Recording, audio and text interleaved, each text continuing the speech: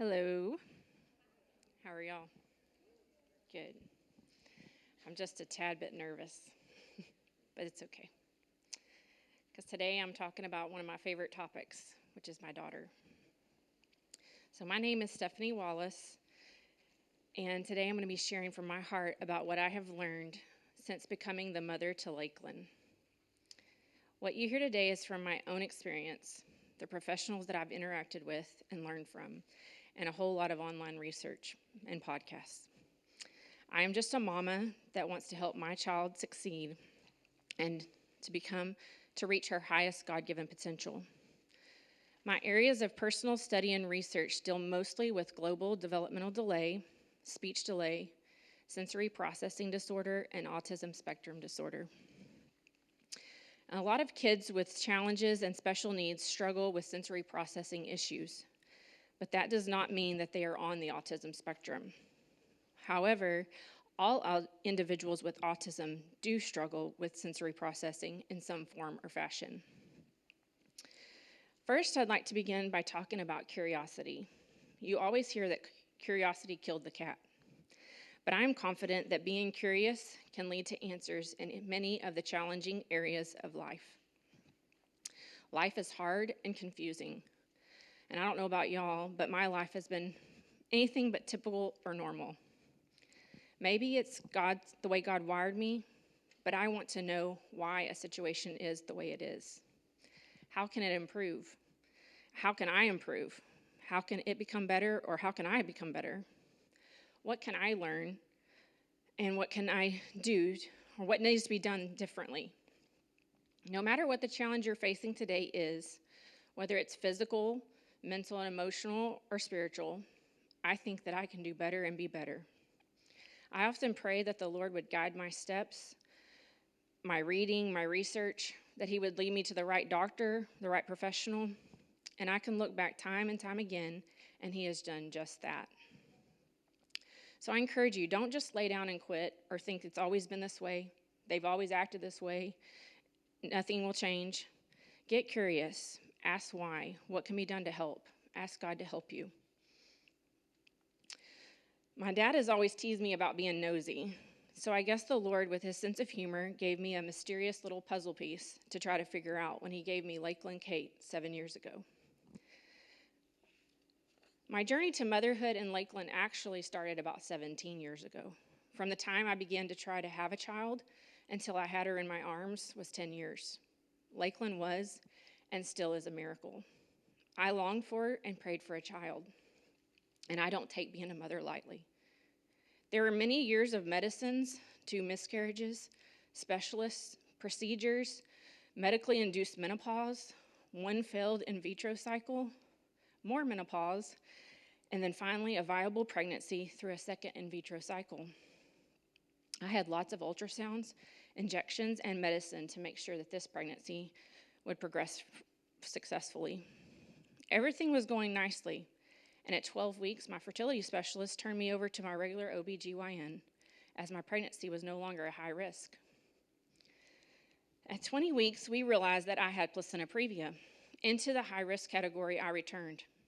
This means that as the pregnancy progresses, the placenta can rupture, causing hemorrhaging, an emergency situation that's life-threatening for mother and baby.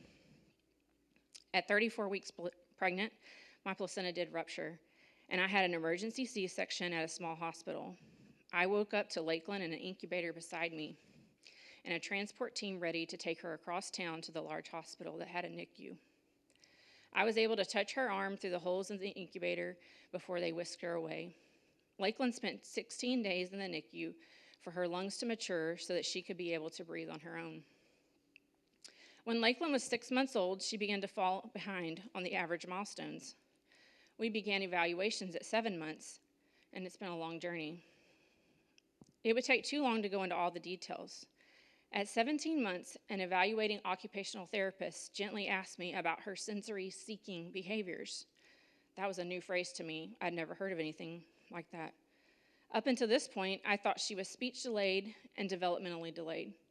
My eyes were then opened to the world of sensory processing. It was very apparent that I did indeed have a sensory kiddo. Beginning at 18 months, she began to have speech therapy and occupational therapy. At around 3 years, she began to present some new anxieties and drastically impacted how she behaved in social situations. A few months after her 4th birthday, she received an autism diagnosis. We attempted special education preschool in our local public school, and it caused a lot of regression. Shortly before her 5th birthday, she began full-time ABA therapy, which is applied behavioral analysis. January was 2 years that she has been in ABA therapy, and we have seen major progress and growth. I also have another miracle to tell you about. When Lakeland was 19 months old, I spontaneously got pregnant with no medicines and had a completely normal pregnancy and gave birth to Riker. He's all boy and neurotypical, and that's the politically correct way to say he's not autistic. So this is a brief history of my journey. Now I hope to open up and share a little of my heart. It's quite obvious and apparent that when you work in Sunday school, you're ministering to children. And it's not hard to connect the dots that if you're ministering to the child of a family, you're ministering to the whole family. But today I'd like to take a minute to share just how much you're ministering to me when you minister to my special needs child. Many times it would be so much easier to just have stayed home. So much easier. COVID gave us an easy out with live streaming. Getting a sensory kiddo dressed and out the door is no small feat. It comes with small and sometimes large meltdowns, followed by a car ride full of anxiety-filled questions. Then there's a death grip on my hair, my clothing, the door frame, trying to get into the Sunday school building. We then meet a smiling, friendly staff member that wants a high five, and I just try to smile as Lakeland reaches out and puts her brother in a chokehold.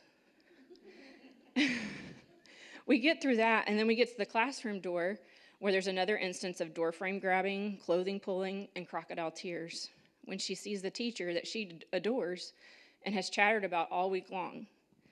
We talk through the tears, we get a physical interaction of Lakeland's hand to the teacher's hand, and I scoot out the door. I walk here to this main sanctuary where I lift my hands and I cry my way through the worship service to receive the much needed strength to carry me to the next service. This is a rundown of what about 2 hours of my Sunday morning looked like about 2 years ago. It has improved, but a lot of the same elements apply. When you care for Lakeland, you're giving me a 2-hour space to breathe and to be ministered to in the main sanctuary. I cannot convey with words the value of a 2-hour church service without having to try to care for my special needs child. You see, Lakeland, like most people who have autism, struggles with a lot of anxiety. She is on high alert when she's in social settings. The smallest thing can cause a fight, flight, or freeze response in her. As a mother, I want to alleviate all of that. I want to alleviate her anxiety for a number of reasons. No one wants their child to feel anxious. I don't want her to cause a scene, my hair to be ripped down, or her brother's eyes to be gouged out. It's very easy for me to become hypervigilant. I scan the room for potential situations that Lakeland will react to or could cause a meltdown. So if I seem on edge when you're trying to greet me as I enter the service, or if you try to interact with me after an altar service, I apologize. I am mentally and emotionally on guard to handle a meltdown at any moment. When I have the opportunity for Lakeland to be cared for in the education wing, I get to relax, or try to, and let my anxieties go for a few minutes and worship and be ministered to. My dad, a former pastor, has always said, if you want to get to someone's heart, love their children. And this is so true. As I mentioned earlier, I have a neurotypical child and a special needs child. You loving my neurotypical child is really special, but when you go out of your way to spend more time and effort to show love and get to know Lakeland, it means the world to me. I know that there may be times that you feel like you're babysitting more than you're teaching, especially with the special needs population. But I hope you can see now that you're giving a parent the opportunity to rest, recharge, be ministered to, and to breathe before heading back into a week of special needs parenting. Now I'd like to share a little bit about what I, as a mother, desperately need from you, the teacher. In my introduction, I shared what a journey it was for me to have children. When you have to long for something, you treasure it fiercely.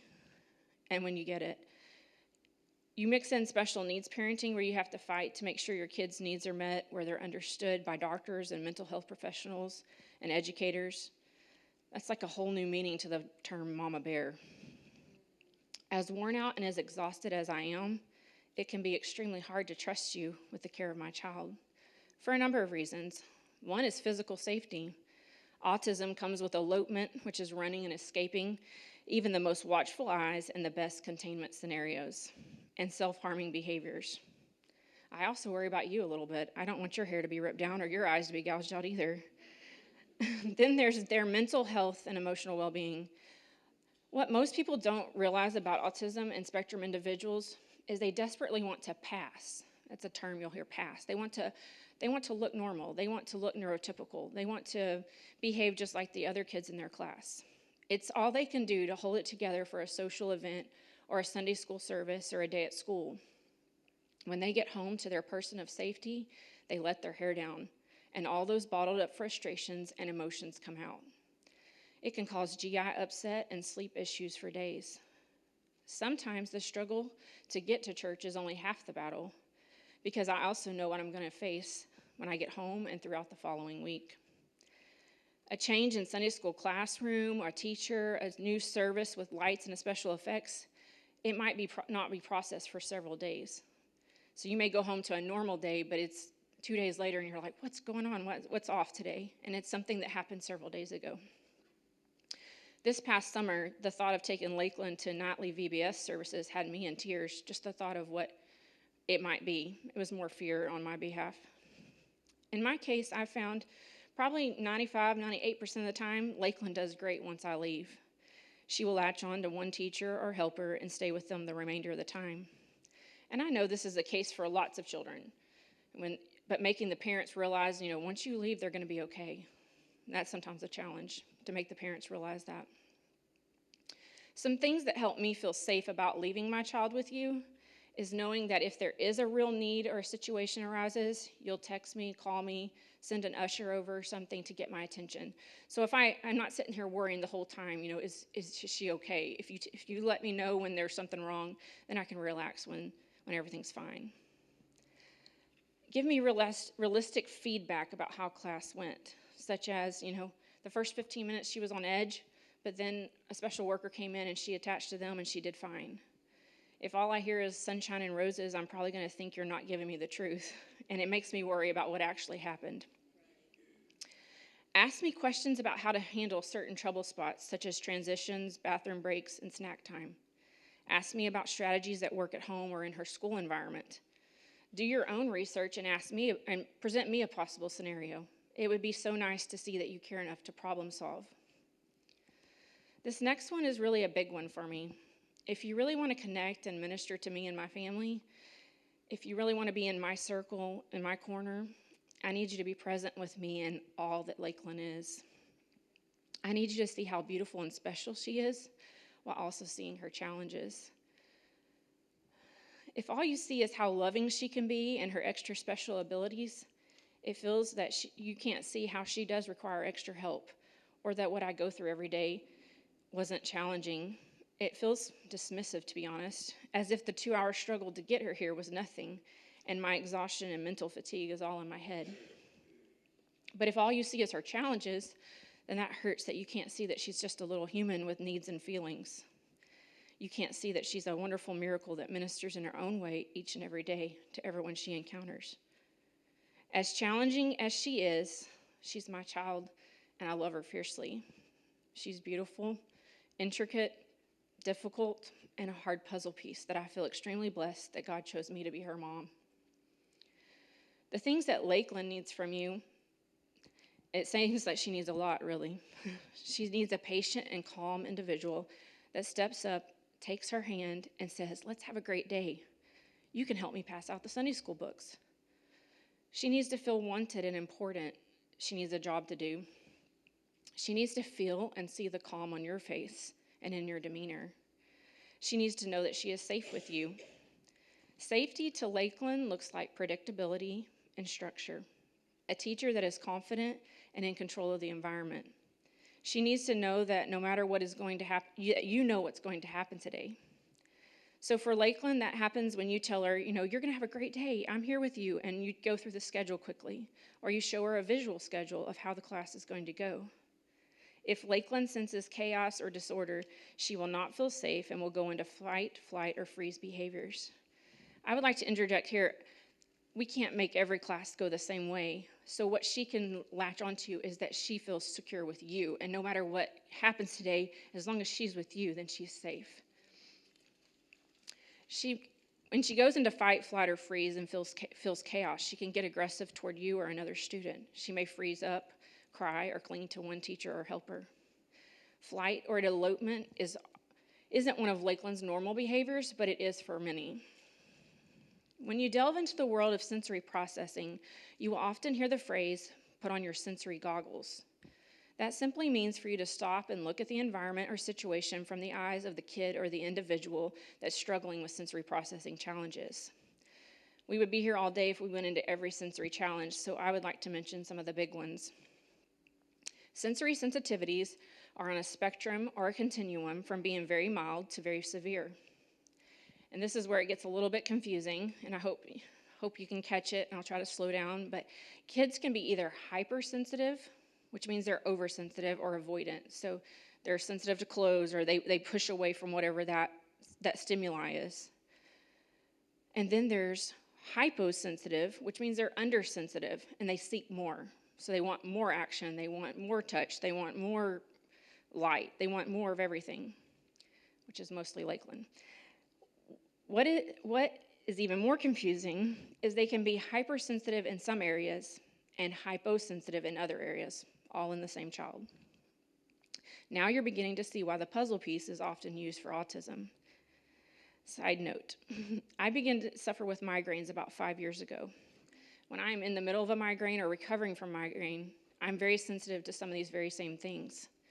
Migraines are quite common, and you might get some good feedback from individuals that suffer from migraines on your classroom or Sunday school experience. So if you put on your sensory goggles and you take a look at your classroom and evaluate your average class experience, some of the trouble areas might be lights, particularly fluorescent lights, neon, flashing, or strobing lights. The hypersensitive individual might cover their eyes or begin acting out in other ways when the offensive lighting is present. The hyposensitive child might get really close to the light, or they might hand flap in front of the light to make that more drastic in their vision. Sounds. Loud music is pretty self-explanatory, but what you may not expect is background noises from the class next door, or the electronic hum from the lights or appliances in the room, or that the Hot Wheel car tires on the table sound like a roar to them. So the hypersensitive, once again, will cover their ears, avoid, or try to act out. Having a set of noise-filtering headphones could be very useful. The hyposensitive may talk louder than normal, bang toys, and be drawn to loud activities. They can struggle with texture, from the way the chair feels to the Play-Doh or the crayon you want them to hold or the snack that you serve. Smells such as air fresheners, cleaning supplies, strong-smelling snacks, or expo markers can cause problems. If you have a child that cannot sit still, has poor coordination, is very clumsy, and an all-around wrecking ball, this is Lakeland, they most likely would settle if given a task to do. Make them your helper. You can also try a weighted object like a weighted lap pad or a weighted stuffed animal or a backpack with something heavy in it. And if you talk to some of these individuals that are able to express how they feel, they sometimes tell you that they feel like they're floating. Other trouble areas for autism spectrum individuals is eye contact. You hear the phrase that the eyes are the windows to the soul, and some people you meet have a piercing gaze that you feel all the way to your toes. There are many theories about why people with autism struggle to make eye contact. My personal opinion from my experience with my daughter is about the communication that goes on in eye contact. What happens in eye contact is hard to describe. Sometimes it's like two people sizing each other up. Sometimes you get a look of understanding or sympathy. Other times you might feel like disbelief. I mean, if you really start to stop and think about all we can communicate with eye contact, it's quite amazing. So communication is a big struggle for most people with autism, And when you look at it from this vantage point, you can see why they might describe it as painful. Lakeland makes good eye contact with people she is closest to, and when she feels she's in a very safe situation. She does struggle with people that have an intense stare or gaze. Oftentimes in a church service, I will feel her body go rigid, or she will usually grab my clothes or me or her younger brother, and I automatically know that she just made eye contact with somebody, and it was very uncomfortable. It can even be from one of her favorite people, but that interaction of them smiling across the church is initially upsetting to her. The best advice I could give you is that you look at her with a pleasant smile and then keep on. Don't keep a long gaze or stare. The same with approaching her. Pleasant voice, relaxed face, genuine smile, make eye contact, and then break. The best thing you could do is then go on to ignore her, because then she's going to try to figure out her own way to get to you. And then you can follow her lead and let your intuitions guide you. And if you're not sure how to interact with her, then just ask me or a family member and we'll give you some direction. And I feel that's probably the case with any sensory-seeking, autistic, or sensory processing child in your realm in your church, in your classroom. Once again, this is how eye contact affects my daughter. It may be completely different for the spectrum individual in your classroom. Transitions are very hard. Transitions from room to room or person to person. Walking through doorways, Lakeland struggles with what they call perceived social anxiety. She has anxiety about what is next. She doesn't know what's going to happen on the other side of that door, so she wants to freeze and refuse to move through it. In Lakeland's perfect world, every separate experience would look exactly the same. Every Sunday morning would be identical. Every Sunday night service here in Big Church would have the same people on the platform, the same people on the instruments, and in the pews around her. Every time she goes to Chick-fil-A, it would be the same workers, the same exact straw, and the same size cup would be given to her every single time. This is what we call rigid. Most, but not all autistics are rigid. They're not very flexible individuals. They thrive on routines, schedules, and the predictable. They feel safe when they know what is going to happen. One way I've heard it explained is that when you enter your kitchen and a bar stool has been moved out of its normal place, you shrug and think, somebody moved that bar stool today. The person with autism walks in and panics because it's a whole new room. So when you change your hairstyle or your glasses, she's going to let you know about it. You're a whole new person for half a minute until she gets adjusted. This affects Lakeland in a particular way when people are sick, or especially if there's a physical cast or bandage. It's a whole new level of anxiety if there are crutches or a wheelchair. Recently, a boy here in our church at Eastview broke his ankle and is in a wheelchair. We pray for him every night. She does not forget. She talks about it daily and how we can pray so he can be better. We talk about that he is the same Jace that he's always been, and she tries to talk herself through it. She talks about it on the way to church. She freezes when she goes to enter the sanctuary, scanning the room to see where he is. And she won't come down this aisle until Jace moves this way. She wants everyone to be better and everyone to be okay.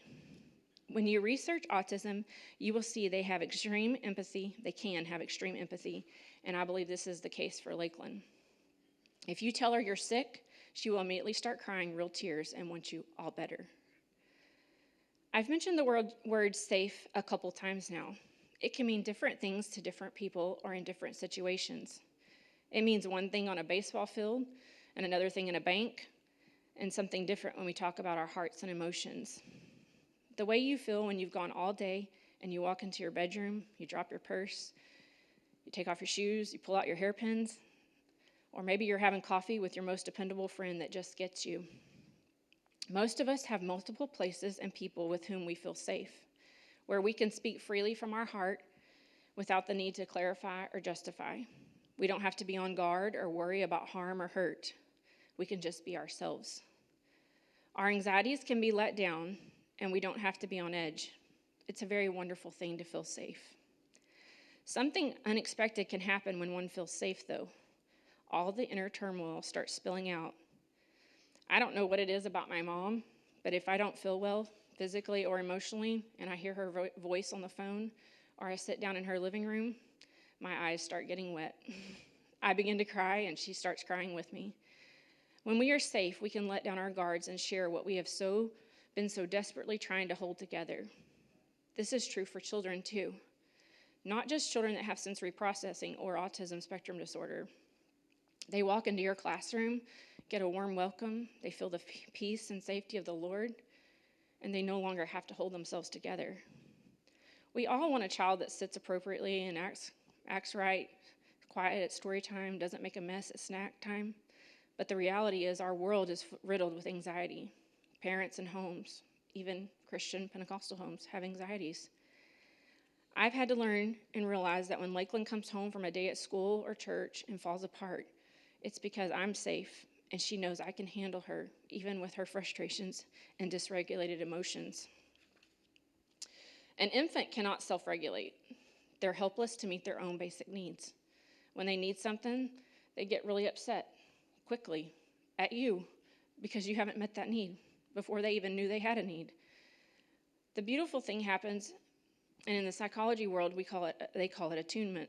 A mother, a father, a caregiver, they accept that angry assault from the infant, and they respond with soothing words, rocking, bouncing, pacifier, a bottle, a diaper change. As the baby matures and puts into practice what the caregiver has been teaching them, it slowly develops a calmer way of expressing its needs and emotions. It uses motion, baby sign language, or words.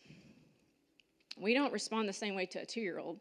It's not appropriate for a 2-year-old to scream at an adult and pound on their fist every time that they want to drink. But it's very normal for us to expect an individual based purely on their size to react in certain ways. We often say, so-and-so, I have to remember that he's only 10. He's so tall, I have to remember he's only 10.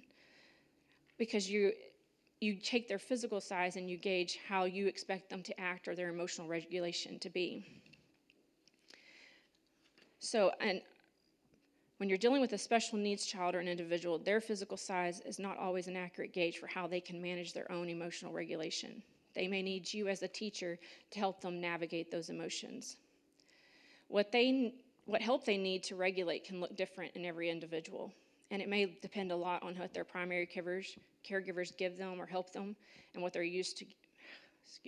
What they're used to getting. I need to calm down. You remaining calm. I need to remain calm. And control of yourself and the classroom is key. It would be very helpful for you to talk with the primary caregiver about what methods they use to calm them, and maybe you can put those into practice too. It could be a change of environment. You may simply need to take them out of the classroom and go to another space.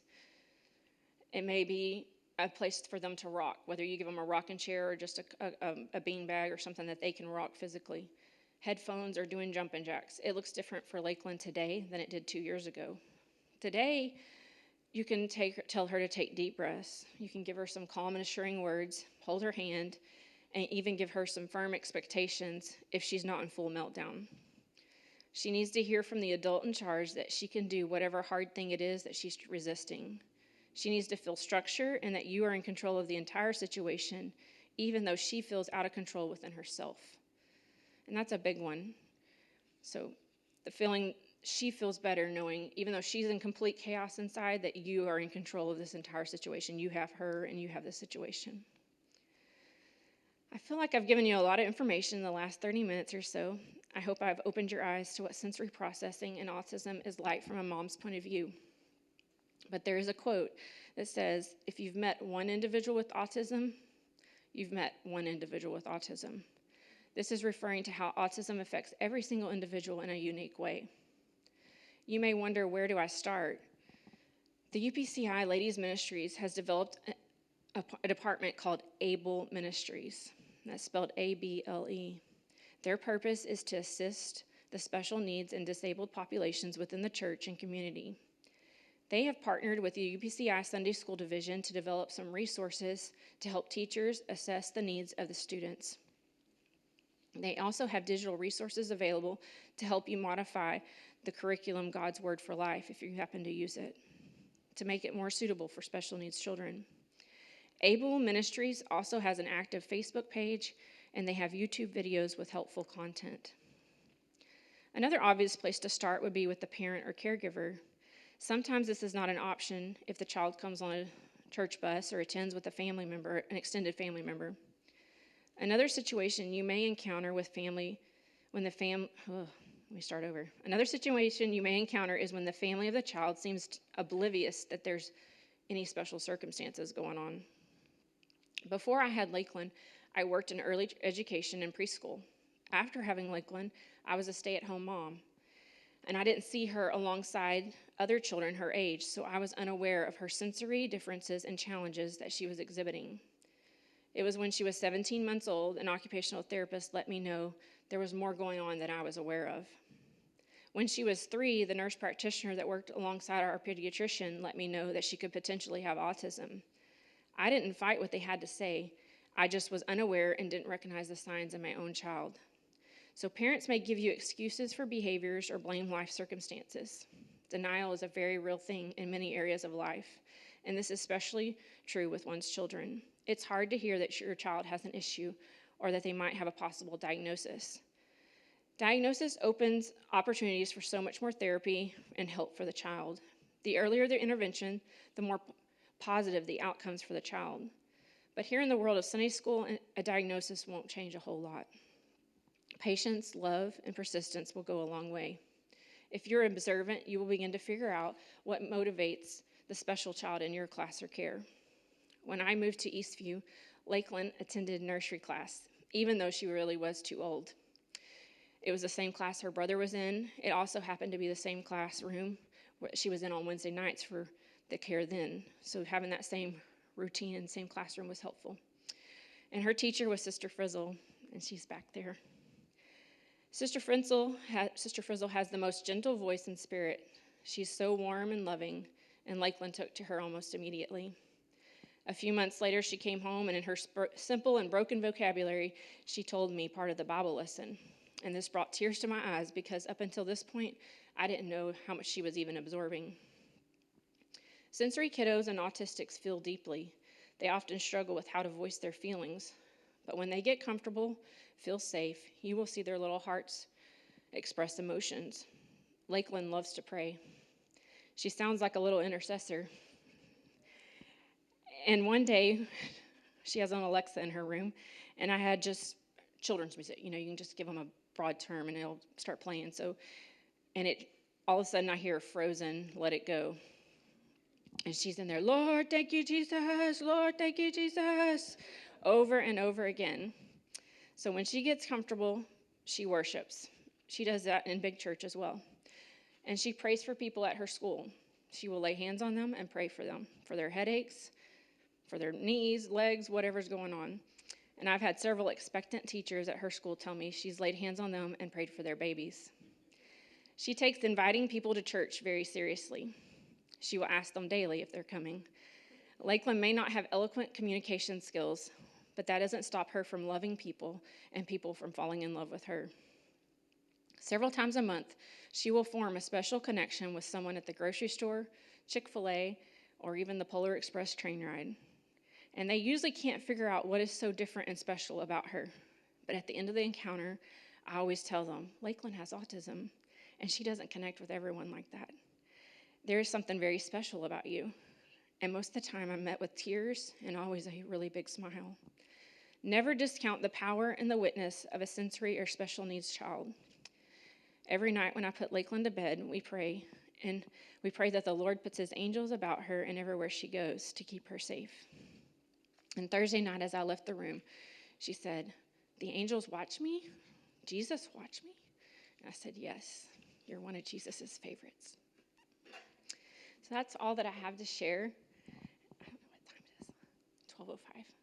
So I think at this point, I would like to see if anybody has any questions. I don't have all the answers, but there could be someone else in the room. So if we'd have a time of question and answers, that would be good. Yes, ma'am.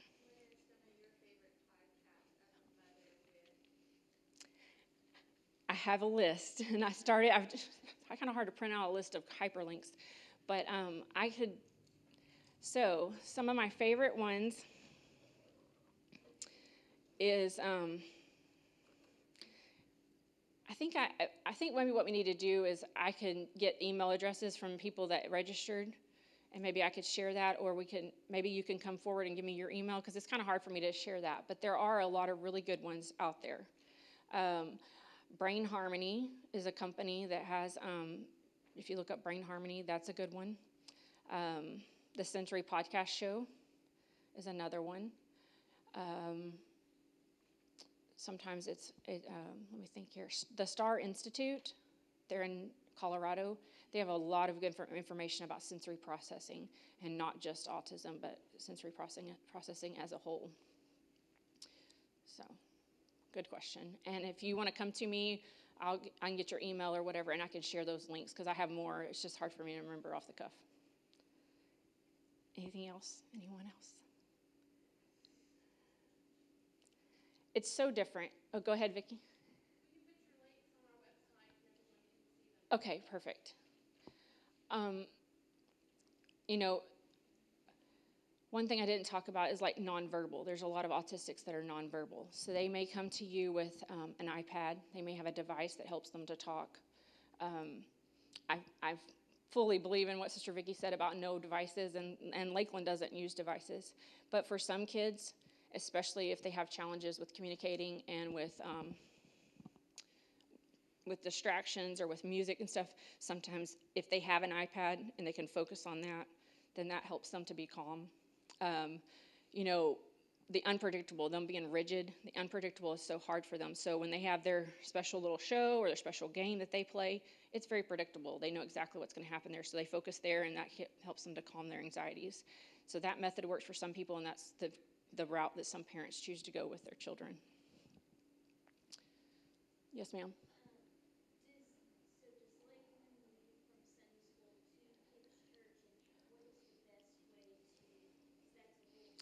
Yes. So that's kind of been a process of and right now we're in the process here and working with the children's ministry, that she has an individual that moves with her, so that she has one person that helps her to move, and that works out well.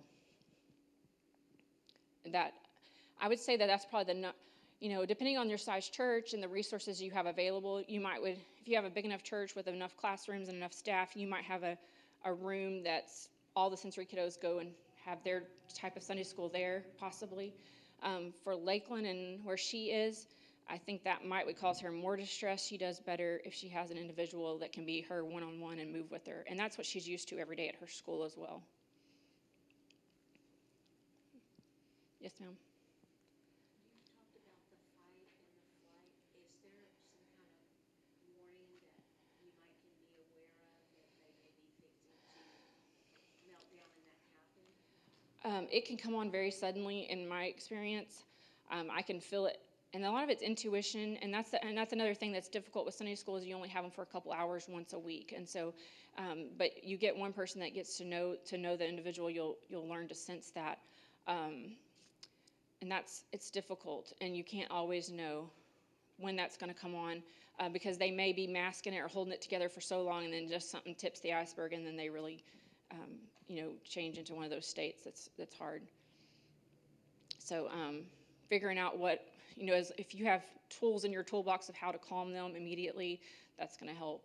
How to go into, if you go to church here, you just buckle down and we talk and process and try to keep the screaming or whatever to a minimum, So, anyone else have a question? Yes, ma'am.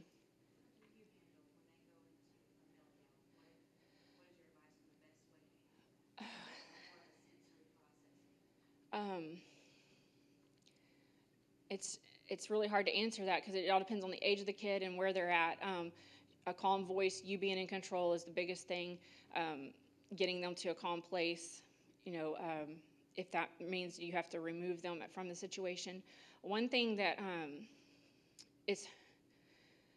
hard to describe is they love things so rigid because that makes sense to them, right? So if you have them in a situation that they don't like, they go into meltdown, and then you take them out of the sanctuary. Well, you've just removed them from the thing that was hard. And so just like any kid, they'll do that next week too, because I don't like this, so I'm going to act out so that you take me out. So it's a fine line of trying to figure out, are they truly overwhelmed, or can I ask them to, work through this and to be better, and we can do hard things, So that's something that's a fine line of trying to figure out your kiddo. But I personally don't like the word manipulation.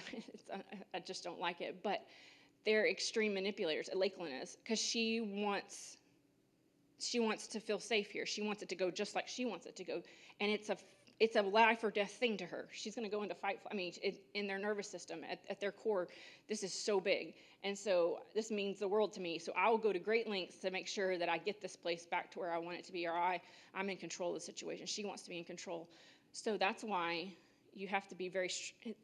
You need to be gentle but strong at the same time, and so sometimes you if you get to know me, or if you're around me in Lakeland or my husband in Lakeland, you might think, oh, just, she's overwhelmed, just walk out or just do this.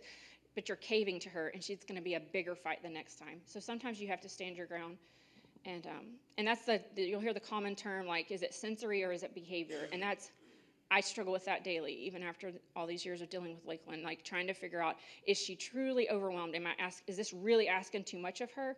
Or is she just acting out because this is uncomfortable, and if I act out enough, they'll take me out of the room, or they'll whatever. Yes, ma'am. So I've used ABA therapy in practice, but as someone like out of that, out of the clinic, if I wanted to pray with a special needs kid, I understand like each kid is different, how they react will be different, the way I speak to them, and I know you have to use like spiritual discernment, but as for Lakeland, like, is it one person, like if it's somebody else, is that something that's going to throw her off, or? I really don't know. We're not to that point yet, so I don't really know how to answer for Lakeland. Um, I know that feeling safe and calm is going to be. You can't. There's zones of regulation and even a ladder of regulation, what that looks like within an individual. And so you can't learn or grow, or you can't learn until you feel safe. Like, you can't learn, you can't. So she's not going to open up, but I can't wait for the day. I know it's going to come where she's going to cry tears and God's going to move in her heart. Any other questions?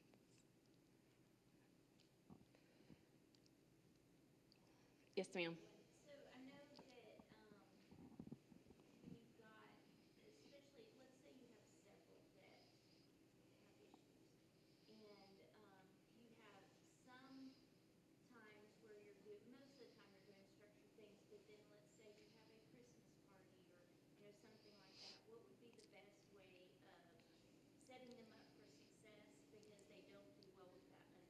Yeah. So this is something that's kind of evolved with us in Lakeland. Is it used to be, if you gave her warning, if you prepare her, then that was good.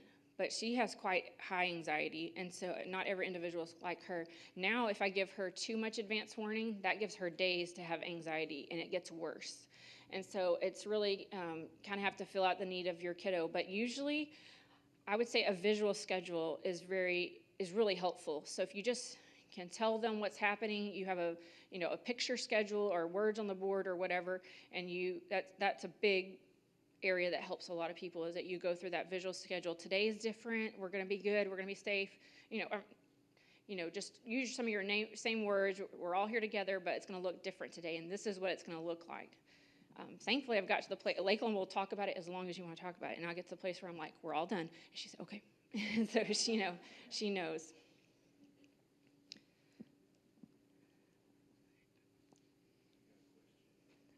Okay.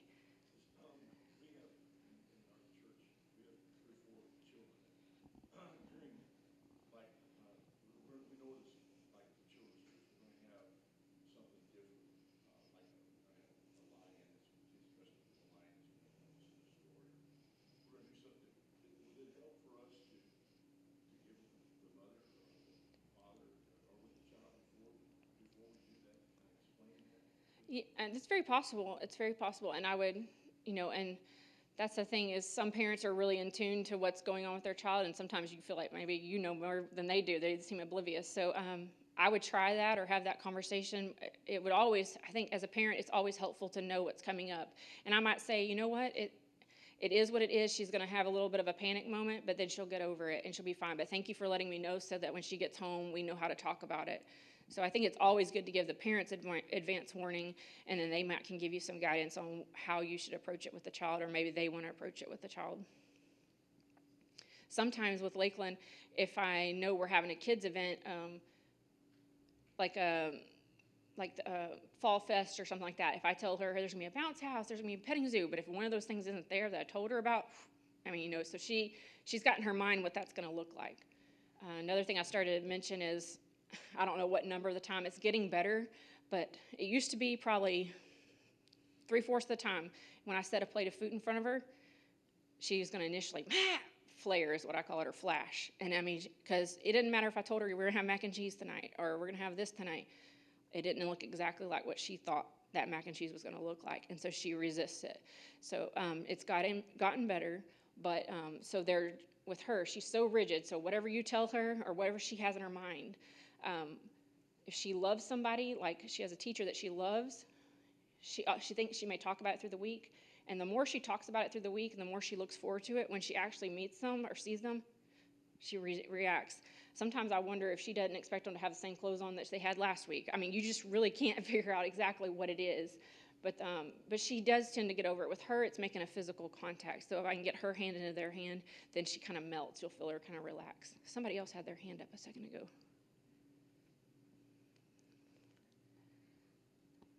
Who was that? Was that you? Did you?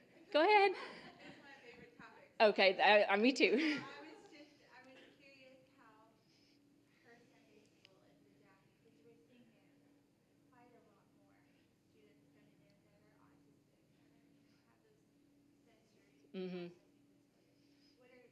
What are some of the key elements they're adding to the classroom for her, or that you're seeing changes? For us, the main thing I think is her having, there's quite a new number of people that are her people, like her favorites. And so as long as one of them is there, then we tend to be good. And she talks her way through it. But it's not been like that. I mean, this is 2 years going through it. So I would just say persistence and just persevering, and we'll try again next time. But just becoming, if you have a team of a couple people that can be more attuned to her needs, or get to know that individual, they'll get to know their needs and kind of sense what they need or how it's going to be. It is difficult for me to talk about it, to try to give instruction, because y'all only have them for a couple hours a week, once or twice a week. So that is the downside to it all.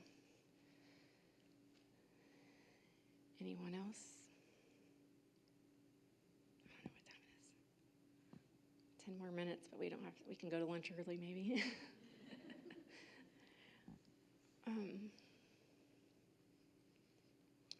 Yes, ma'am. With you talking about as a Sunday school teacher, you only have them for a few hours a week.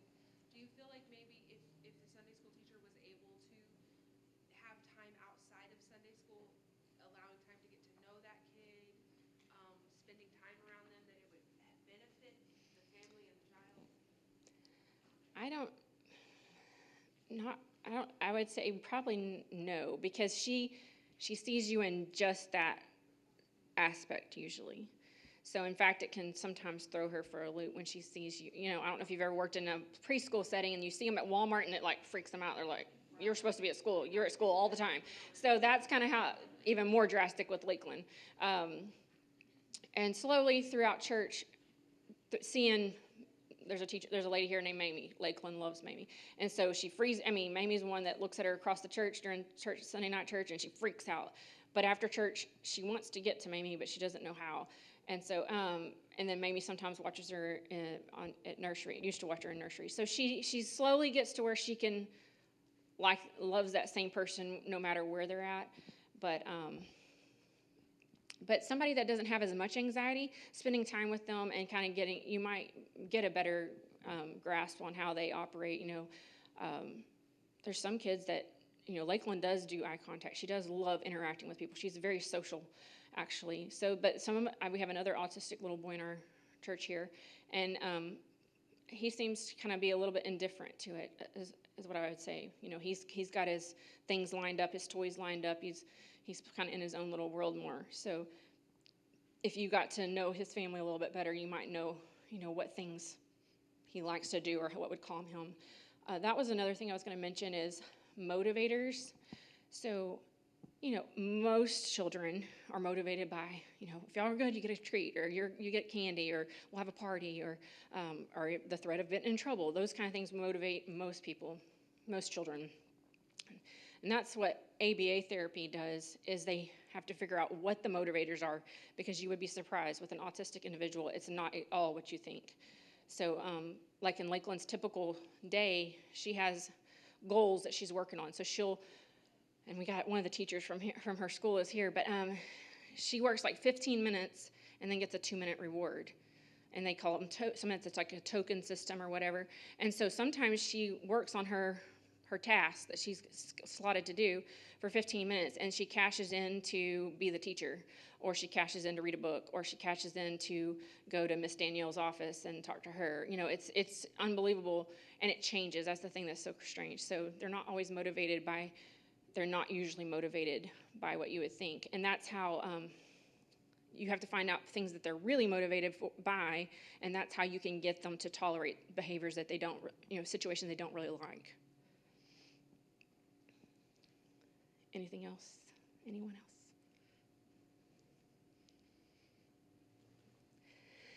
All right. Well, thank you so much for listening to me share my heart about Lakeland. And I love to talk about it. If you have any more questions, you can come approach me at lunch, and I'll be happy to share. Thanks.